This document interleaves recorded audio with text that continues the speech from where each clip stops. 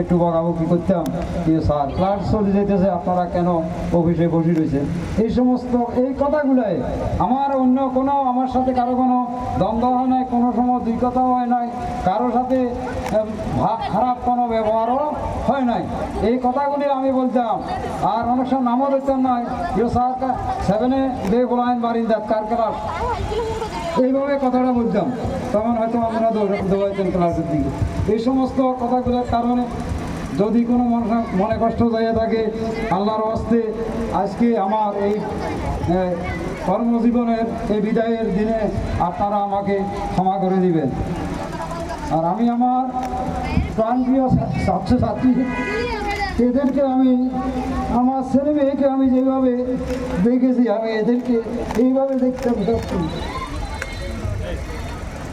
অনেক সময় বকাবকিও করেছি, আবার সুন্দর ব্যবহারও করেছি। বকাবকিটা শুধু আমার কারণে নয়, বকাবকিটা করেছি আমি তোমাদের এই কারণে, তোমাদের ভবিষ্যৎ উজ্জ্বলের জন্য। যাকে এ সমস্ত কারণে যদি তোমাদের কারো মনে কষ্ট হয়ে থাকে, আজকের এই বিদায়ের দিনে তোমরাও আমাকে ক্ষমা করে দিবা।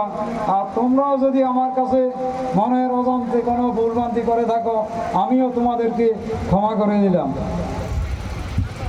সম্মানিত উপস্থিতি,